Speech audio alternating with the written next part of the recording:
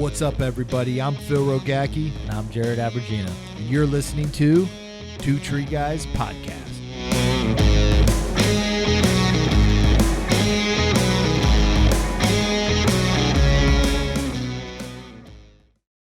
If you're joining us again, it's great to have everyone out here.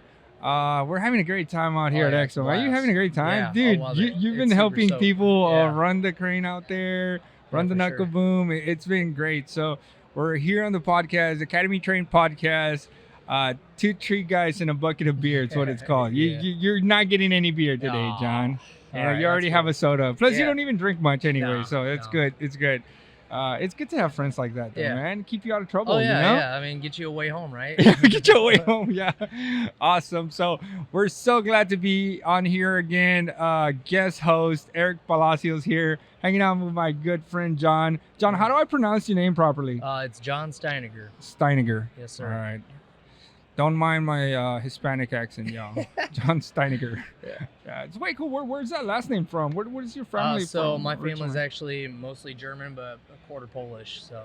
Oh, nice. Yeah. Nice little mixture. Straight up asshole.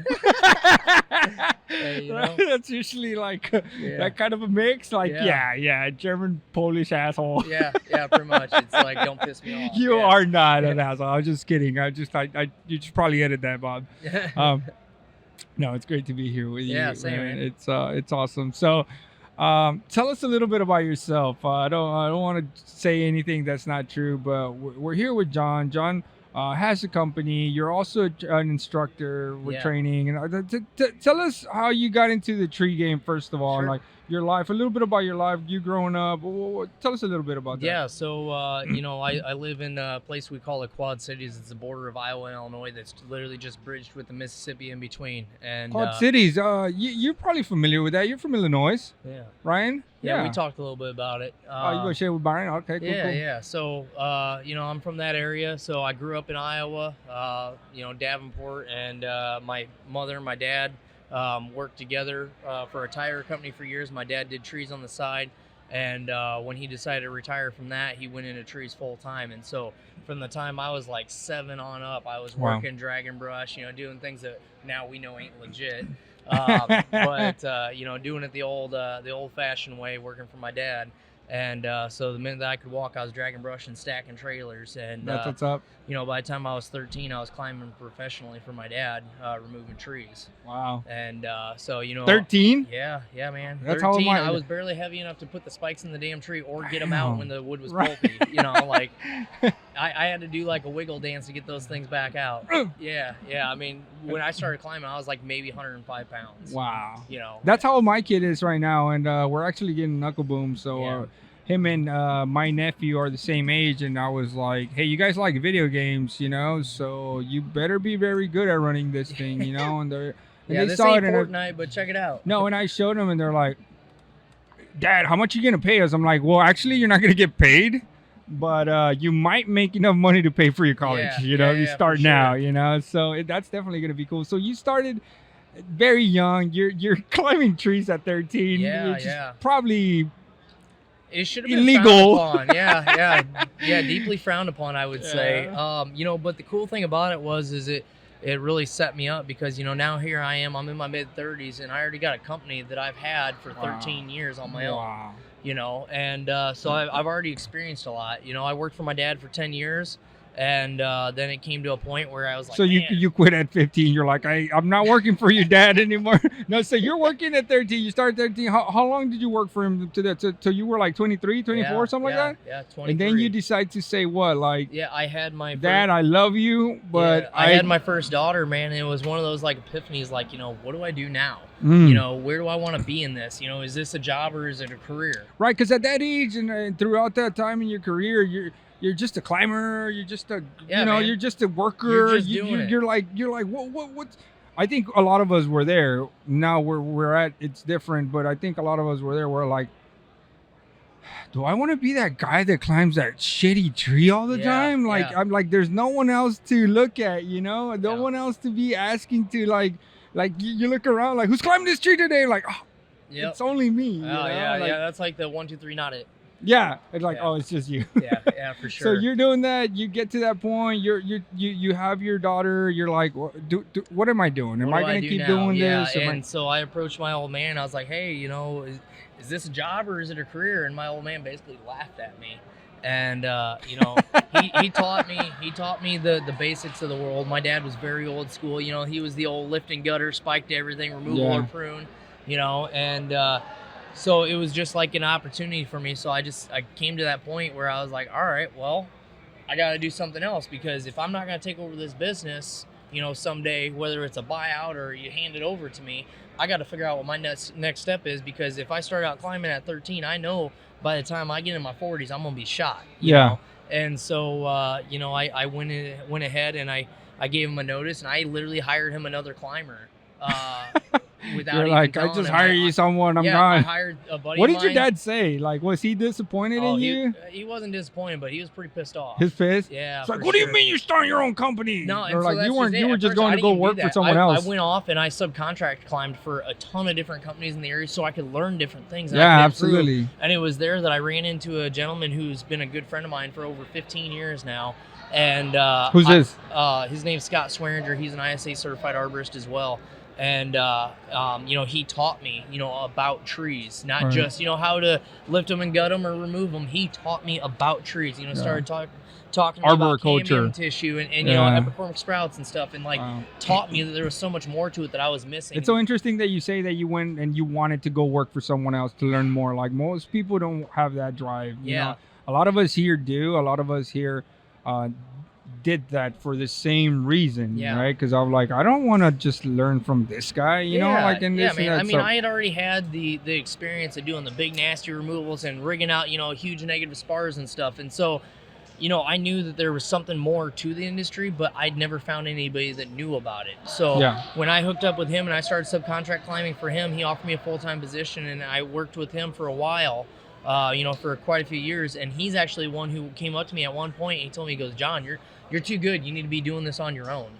And so him and I, ended up talking, and I ended up going off on my own and starting my own thing. And for a while there, I'd bring him in on bigger jobs I didn't have the equipment for until I was able to buy that stuff. Yeah. So it worked out really well for me. Dude, that's way cool. So you do that. Your pops is mad, right? Yeah, because he just lost a really good climber. Yeah. And all that good stuff. And so you move out, you start doing your own thing. When did you decide, like, I'm doing this like on my own? Like, I'm getting a company. I'm starting a company for myself. Yeah. So really, I didn't want any part of it because I didn't want the bull crap that comes with it. A lot of responsibility, huh? Yeah, man. But it was the other companies I worked for that was like, man, you're just insane. You need to do this on your own. And so they pushed me, and I ended up doing it. And they kind of guided me along the way. And, it just worked out really well for me that I had already had a name and a reputation in the area for my climbing ability, that when people found out that I had my own company, the calls just started coming. Yeah. And I was really fortunate for that. Like, you had branded yourself, you had built this reputation. Already. If somebody had heard about Squirrel, man, it was like, oh man, he's a dope climber. Is that what they used to call you? Yeah, that's why my company is Squirrel Tree Care. Yeah. Yeah, I literally have a tattoo of a squirrel removing a tree. Oh, look at that. He looks pissed too. Oh, yeah, dude. Yeah, I drew that on a napkin in my mom's house at dinner one night. Not even joking. So, yeah. That's way cool. Yeah. So that happens. Now you're here. How long have you had the company for now? Yeah, so I've had my company for 13 years. And I got to a point where at one point I was up to, trying to run 3 crews full time and start a 4th stump crew. And it just got to be so much. Like, it was so demanding of me that I had no family life. And my wife and my 3 kids, it's like, all right, dude, something takes a toll, change. right? Yeah. I got 3 myself. So the pain for sure. Absolutely. So I knew that I wanted to change something. I also, I had an accident many years ago where I got hit by a 450-pound log and it broke my hip. And it also ruptured some discs in my back. So how did that happen? We had a silver maple spar that we were rigging off over top of a house, and believe it or not, where the rope cinched tight on the log, it split in 2, and one half came flying at me. I was down on the ground running the rope break for somebody up in the tree. Oh wow! And I just from decay, yeah, man, it was so soft, and we had no idea. Just threw the rope around it, rigging it off like any other day, and yeah, man, it split in 2, and it knocked me senseless. So I had to go through a bunch of physical therapy for that or whatever. But Oh, then, wow. I've had a lot of back problems. Well, now that I'm getting older, my spine's compressed more, and I actually just this year got told that I couldn't climb anymore. And so, you know, it was one of those things where I knew the day was coming. Wow. But you know, I knew that I had to do something else. And man, I've been following social media and these knuckle booms forever, you know. Right. And then finally I got the opportunity to buy my own, and since then it's given me a new light on the industry. I've been able to find new passions, you know, like training with people like you and working along with Hans, you know, with NJ Crane experts and everything, and it's given me a new thing that I really enjoy. Wow. You know, because I got the climbing taken away from me, just ripped out from under me. Right. So now I'm in this new niche, and it's a breath of fresh air. Well, you got to keep evolving. You got to Yeah. keep Yeah. making, you got to keep being valuable. You know, even if you couldn't do anything, I think with the knowledge you've attained, if you could sit here and help someone start their company, give them a roadmap for a Yeah. career, like, fuck. Like, Yeah, you could why have a not? job, like, the rest of your life. Yeah. Right? You don't need your Yeah, hands. and you that's don't what I need- found out. You know, I thought that, you know, with the end of climbing, it was like the end of my career. You know, I was Right. shot, which is what was my original fear with my old man. You know, so it's so ironic because I'm like, yeah, man, I can't climb trees anymore. What am I gonna do? Oh, You know, man. but luckily, you know, having a K boom and being able to, you know, still go out and do the removals, you know, and save my body has Wow. really saved my butt. So, do you think you'll be able to climb again? I mean, is it one of I'm those not things? supposed to. So Not I supposed to. got For- I got a for- bone because your spur. back does that every time you sit in a saddle. the your pressure. half Yeah. from your back is like being pulled. It's like you're being pulled apart, basically. Yeah. Whatever you weight, that's what's pulling you, Yep. right? Like, Yep, exactly. And so, you know, being in the different angles, putting the pressure on your hips and everything, it contorts your spine. And you walk so well for someone who yeah, dude, broke. it's pretty Stop wild. there. I mean, you know, I've had a rough life. I wrestled for 14 years. I did a little bit of MMA. Dude, I here was and just there. gonna ask you about that. So, Yeah. if you wouldn't have been doing this, what? Tell us a little bit of what you would have I actually have been no doing. idea what I would be doing. You know, But in you high were, school. but you were a wrestler. You fought MMA, basically professionally. Yeah. We were talking about that at dinner. Yeah. You know, we had a gym growing up. I was a personal trainer. So anytime I hear stories like that, like for me, it's always cool because I'm Yeah. like, oh, for real, you know? Yeah, Like dude, Ryan it's was like, hey, amazing. you got a cauliflower here. Like, you used to Yeah. fight? And you're Yeah. like, yeah, you know, like Yeah. that was way Yeah, cool. in my young and dumb days, you know. So you probably would have been doing that if Maybe I actually, you know, originally right out of high school, you know, I didn't want to work for my dad doing his family business because I'd already done it, you know, and I wanted to go to college and get a business degree, and I actually wanted to start a hot rod fabrication and restoration shop because Oh, I've always nice. built cars, I've built drag bikes, I've built mud trucks, like all kinds of stuff. I and saw so, the tattoo. yeah, so I love building stuff, and so that's always been kind of like my fun thing that I do. And anyways, when I was in high school, I was wrestling, and I actually hyperextended and shattered my left elbow, and I lost my scholarship to college. And my family, you know, yeah, man, they were a small family. Mom worked, dad worked, you know, to raise You're like, 3 fuck, kids. this kid is fucked. He's not gonna go professional anymore. Yeah. So then I wasn't gonna be able to go to Have him college. pull drag brush. Yeah, I wasn't gonna be able to go to college now, so there goes my idea, you Yeah. know. And Yeah. so it was like, okay, well, I'm gonna go work for my dad, and so that's what I did. And the MMA was an evolution of I couldn't wrestle in college now like I wanted Yeah. to do, so jump in a cage and go get the crap beat out of you, I guess, you know. Wow. So it was my one way of me to stay into it a little bit. You know, we've been By the way, in my opinion, I totally sucked at it, but we're gonna, you know, just leave that to the side. Yeah. No, we were talking about it. Like, you don't suck when you're making money. You didn't suck. And this, Bob, this has been a constant theme over everything we've been talking about. Like the experience, the knowledge, the things you've done before you got into the tree industry. You being very mechanically inclined, being a fucking tough dude, right? Kind of Yeah. school of hard knocks, being a second or third generation arborist. You Yeah. know, like these are the things, and this is why I love what I'm doing. I get a little bit of goosebumps while we're here. This is why I love sitting with people here, because we come to find out that everybody's a badass, and how we all got to this industry, it was just a blessing from God, a blessing from the universe. It's just things kind of click, you know. Yeah. You had to have all that experience so that you can make it here, and this is why our industry is so cool and so awesome. That It's so versatile. it- There's so many and different. it's people like you, people like me, people like everyone that's been on this podcast the last few days. those life experiences and your where you come from, that's giving you all the knowledge, all the hard knocks, the school of hard knocks. Like if people don't make it here, like if you're too soft, you don't make it. If you're too hard, you don't make it. You gotta, you gotta be well balanced. You gotta know different angles. Yeah. And that's the cool part of sitting here with you right now, sitting here with the rest, the other people that have come through. It's like you learn so much from everyone, you know, and you learn that we're all the same. We all have a family.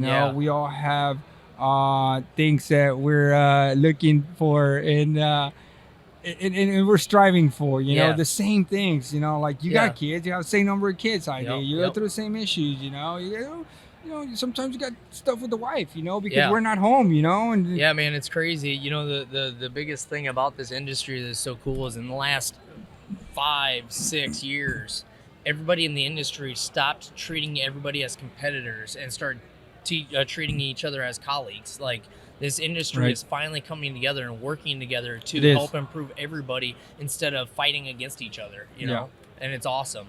Super cool. Yeah, it is. I think that's really what I like about this industry. I mean, here we are, I'm from Illinois right now, you're from California, Hans is from New Jersey. I'm from Texas, so I live in California, just disclaimer. I mean, like, we're people who throughout life would have never encountered each other. Absolutely. And then now here we are, hanging out, doing our thing, helping other people together. That's the coolest thing about all of this. It's awesome.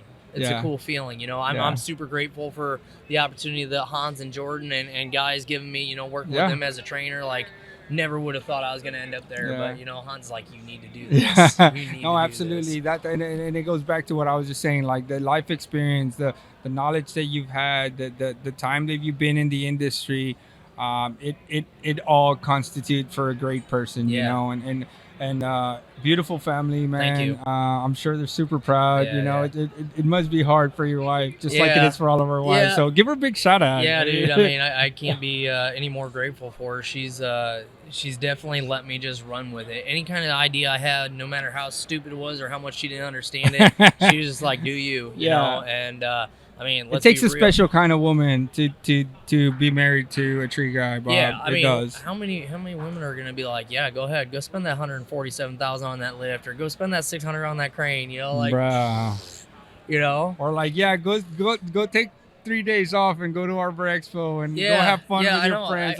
We're working. Like, you've seen Bob. Every time I answer the phone, I'm like, I'm here with Bob. We're working. Like, I know it's fun and cool and.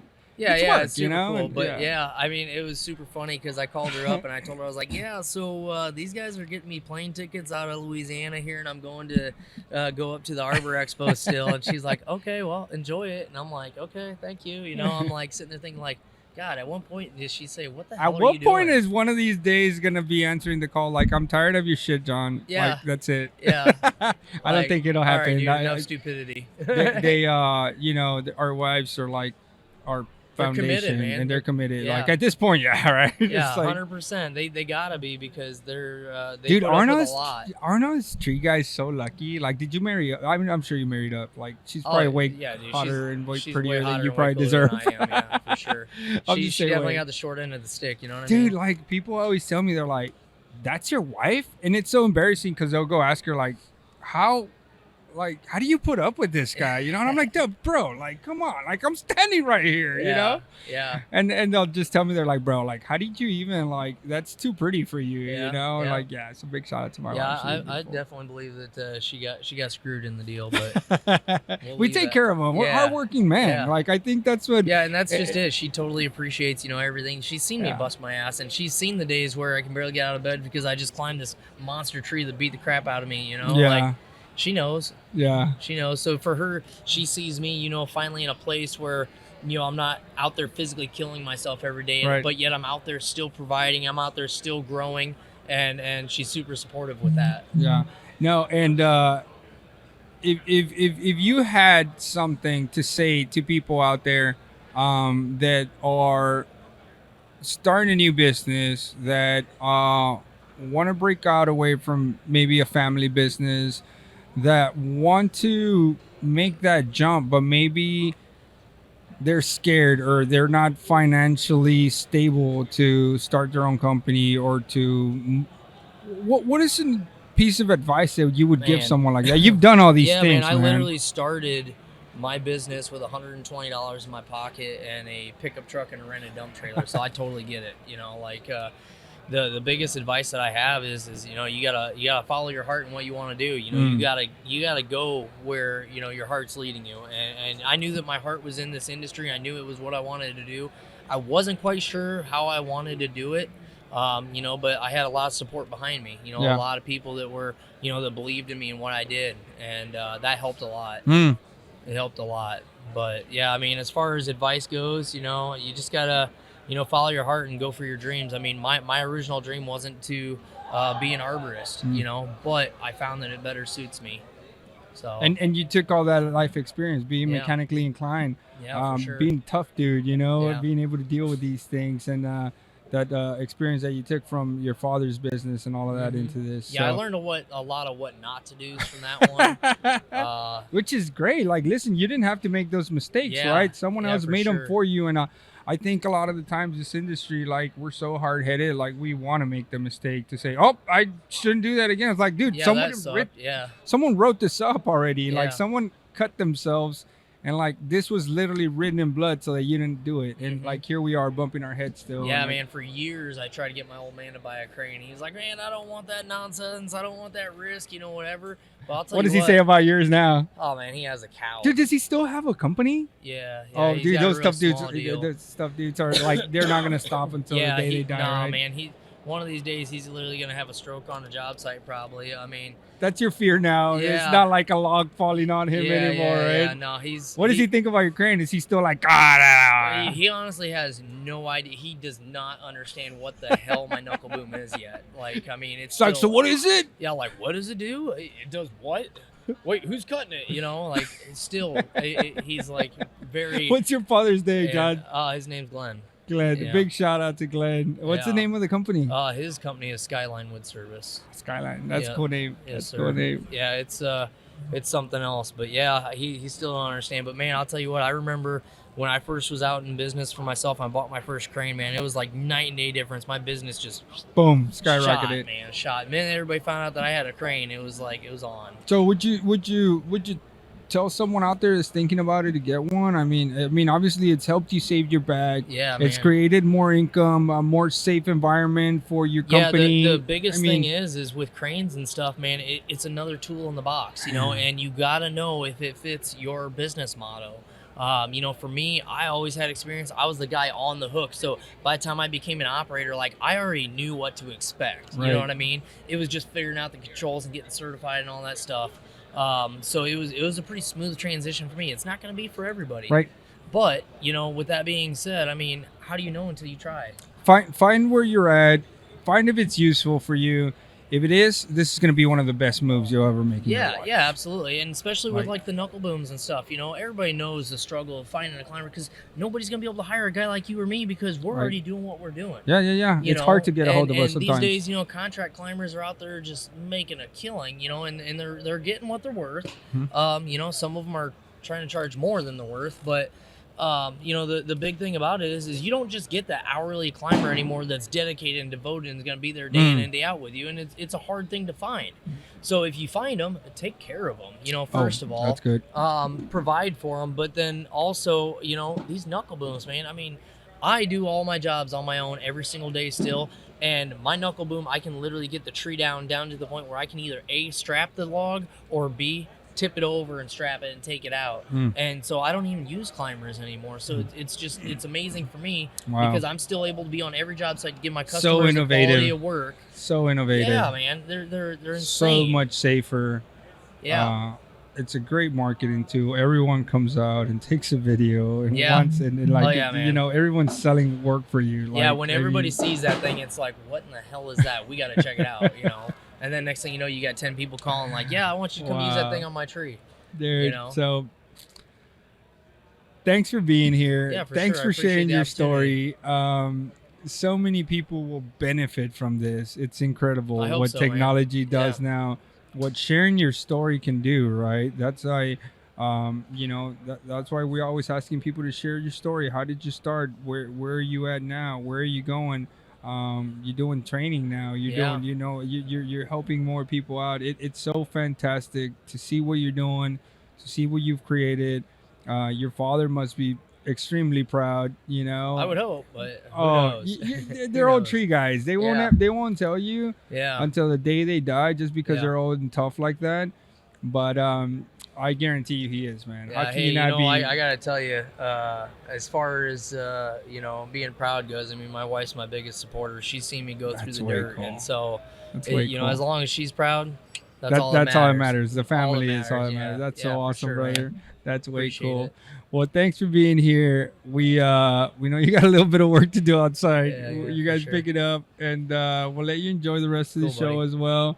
Again, I'm honored that you're our friend and that our partner and colleague in training, Yeah, same, man. and that you are doing wonders for the industry and your family, brother. Thank you, Eric. Yeah, awesome, brother. Appreciate it, buddy. Yeah, good time. Well, hang out with us here a little bit longer. We're gonna have a few other guests on the show and enjoy ourselves a little bit further. So we'll take a short break, and we'll be back with one of our next guests who's already in line. So, John, thanks again for Yes, being sir. out here Thank with you, us, bud. guys.